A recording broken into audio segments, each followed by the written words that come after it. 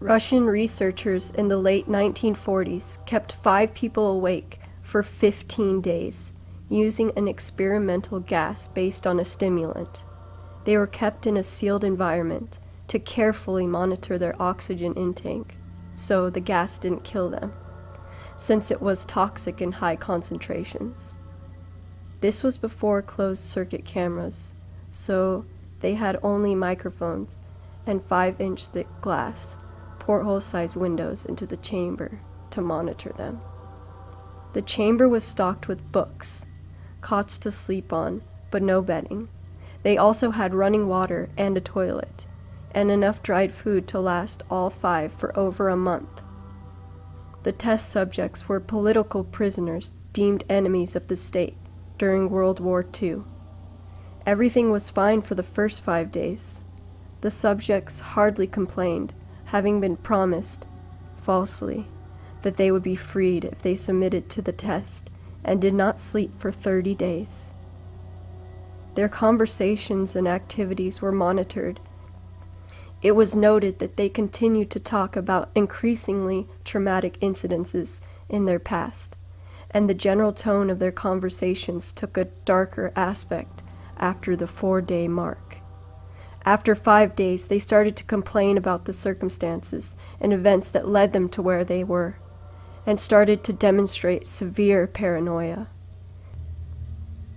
They stopped talking to each other and began alternately whispering to the microphones and one-way mirrored portholes. Oddly, they all seemed to think they could win the trust of the experimenters by turning over their comrades, the other subjects in captivity with them. At first, the researchers suspected this was an effect of the gas itself. After 9 days, the first of them started screaming. He ran the length of the chamber repeatedly, yelling at the top of his lungs for 3 hours straight. He continued attempting to scream, but was only able to produce occasional squeaks. The researchers postulated that he had physically torn his vocal cords. The most surprising thing about his behavior is how the other captives reacted to it. Or, rather, didn't react to it. They continued whispering to the microphones until the second of the captives started to scream.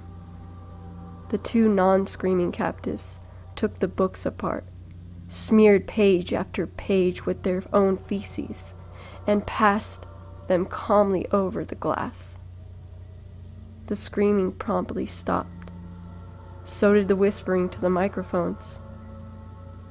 After 3 more days passed, the researchers checked the microphones hourly to make sure they were working, since they thought it was possible that no sound could be coming with 5 people inside.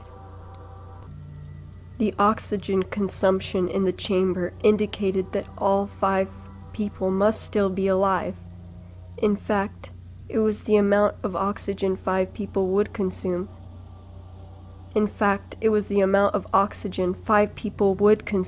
At a very heavy level of strenuous exercise. On the morning of the 14th day, the researchers did something they said they would not do to get a reaction from the captives. They used the intercom inside the chamber, hoping to provoke any response from the captives. They were afraid they were either dead or vegetables. They announced, "We are opening the chamber to test the microphones. Step away from the door and lie flat on the ground, or you will be shot. Compliance will earn one of your immediate freedom." To their surprise, they heard a single phrase in a calm voice respond, "We no longer want to be freed." Debate broke out among the researchers and the military forces funding the research. Unable to provoke any more responses using the intercom, it was finally decided to open the chamber at midnight on the 15th day. The chamber was flushed of the stimulant gas and filled with fresh air, and immediately voices from the microphone began to object. 3 different voices began begging, as if pleading for the life of a loved one, to turn the gas back on. The chamber was opened and soldiers sent in to retrieve the test subjects. They began to scream louder than ever, and so did the soldiers when they saw what was inside.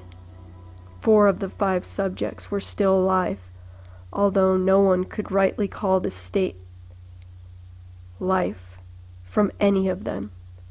The food rations past day 5 had not been so much as touched. There were chunks of meat from the dead test subject's thigh and chest stuffed into the drain in the center of the chamber, blocking the drain and allowing 4 inches of water to accumulate on the floor. Precisely how much of the water on the floor was actually blood was never determined. All 4 surviving test subjects also had large portions of muscle and skin torn away from their bodies. The destruction of flesh and exposed bone on their fingertips indicated that the wounds were inflicted by hands, not with teeth, as the researchers initially thought. Closer examination of the position and the angles of the wounds indicated that most, if not all, of them were self-inflicted. The abdominal organs below the rib cage of all 4 test subjects had been removed, while the heart, lungs, and diaphragm remained in place. The skin and most of the muscles attached to the ribs had been ripped off, exposing the lungs through the rib cage. All of the blood vessels and organs remained intact. They had just been taken out and laid on the floor, fanning out around the eviscerated but still living bodies of the subjects. The digestive tract of all 4 could be seen to be working, still digesting food. It quickly became apparent that what they were digesting was their own flesh that they had ripped off and eaten over the course of days. Most of the soldiers were Russian special operatives at the facility, but still many refused to return to the chamber to remove the test subjects. They continued to scream to be left in the chamber and begged and demanded that the gas be turned back on, lest they fall asleep. To everyone's surprise, the test subjects put up a fierce fight in the process of being removed from the chamber. One of the Russian soldiers died from having his throat ripped out. Another was gravely injured by having his testicles ripped off and an artery in his leg severed by one of the subject's teeth. Another 5 of the soldiers lost their lives if you count ones that committed suicide in the weeks following the incident. In the struggle, one of the 4 living subjects had his spleen rupture and he bled out almost immediately. The medical researchers attempted to sedate him, but this proved impossible. He was injected with more than 10 times the human dose of morphine and still fought like a cornered animal, breaking the ribs and arm of one of the doctors. When his heart was seen, it beat for a full 2 minutes after he had bled out to the point there was more air in his vascular system than blood. Even after it stopped, he continued to scream and flail for another 3 minutes, struggling to attack anyone in reach, and just repeating the word, "More!" over and over, weaker and weaker, until he finally fell silent. The surviving 3 test subjects were heavily restrained and moved to a medical facility, the 2 with intact vocal cords continuously begging for the gas, demanding to be kept awake. The most injured of the 3 was taken to the only surgical operating room that the facility had. In the process of preparing the subject to have his organs placed back within his body, it was found that he was effectively immune to the sedative that they had given him to prepare for surgery. He fought furiously against his restraints when the anesthetic gas was brought out to put him under. He managed to tear most of the way through a 4-inch wide leather strap on one of his wrists, even though the weight of a 200-pound soldier holding that wrist as well. It took only a little more anesthetic than normal to put him under, and the instant his eyelids fluttered and closed, his heart stopped. In the autopsy of the test subject that died on the operating table, it was found that his blood had tripled the normal level of oxygen. His muscles that were still attached to his skeleton were badly torn, and he had 9 broken bones in his struggle to not be subdued. Most of them were from the force his own muscles had. The second survivor had been the first of the group of the 5 to start screaming. His vocal cords destroyed. He was unable to beg or object to the surgery, and he only reacted by shaking his head violently in disapproval. He shook his head. Yes, when someone suggested reluctantly they try the surgery without the anesthetic, and did not react for the entire 6-hour procedure of replacing his abdominal organs and attempting to cover them with what remained of his skin. The surgeon presiding stated repeatedly that it should not be medically possible for the patient to still be alive. One terrified nurse assisting the surgery stated that she had seen the patient's mouth curl into a smile several times whenever his eyes met hers.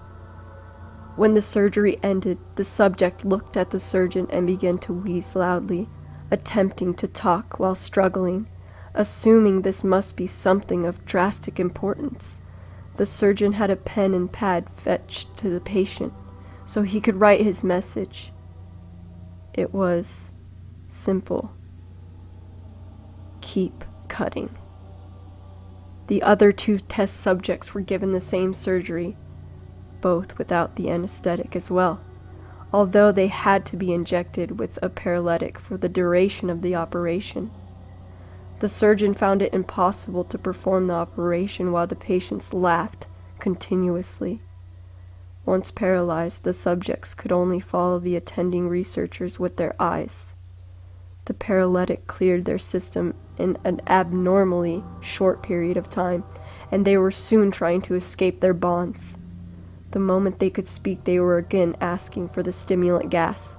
The researchers tried asking why they had injured themselves, why they had ripped out their own guts, and why they wanted to be given the gas again. Only one response was given: "I must remain awake." All three subjects' restraints were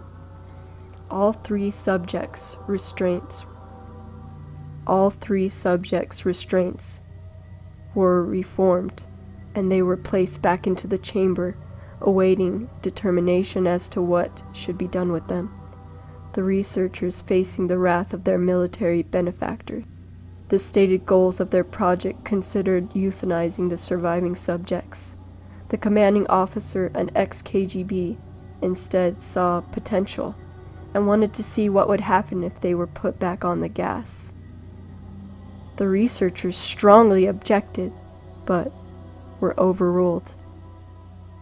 In preparation for being sealed in the chamber again, the subjects were connected to an EEG monitor and had their restraints padded for long-term confinement. To everyone's surprise, all three stopped struggling the moment it was let slip that they were going back on the gas. It was obvious that at this point, all three were putting up a great struggle to stay awake. One of the subjects that could speak was humming loudly and continuously. The mute subject was straining his legs against the leather bonds with all his might, first left, then right, then left again, for something to focus on. The remaining subject was holding his head off his pillow and blinking rapidly, having been first to be wired for the EEG. Most of the researchers were monitoring his brainwaves in surprise. They were normal most of the time, but sometimes flatlined. It looked as if they were repeatedly suffering brain damage before returning to normal. As they focused on paper scrolling out of the brainwave monitor, only one nurse saw his eyes slip shut at the same moment his head hit the pillow. His brainwaves immediately changed to that of deep sleep, then flatlined, for the first time as his heart simultaneously stopped. The only remaining subject that could speak started, screaming to be sealed in now. His brainwaves showed the same flat lines as one who had just died from falling asleep. The commander gave the order to seal the chamber with both subjects inside, as well as 3 researchers. One of the named 3 immediately drew his gun and shot the commander point blank between the eyes, then turned the gun on the mute subject and blew his brains out as well. He pointed his gun at the remaining subject, still restrained to the bed as the remaining members of the medical and research team fled the room. "I won't be locked in here with these things! Not with you!" he screamed, and the man strapped to the table. "What are you? I must know!" The subject smiled. "Have you forgotten so easily?" the subject asked. "We are you. We are the madness that lurks within you all, begging to be free at every moment in your deepest animal mind. We are what you hide from in your beds every night. We are what you sedate into silence and paralyze when you go to the nocturnal, where we cannot tread." The researcher paused, then aimed at the subject's heart and fired. The EEG flatlined as the subject weakly choked. "So nearly free."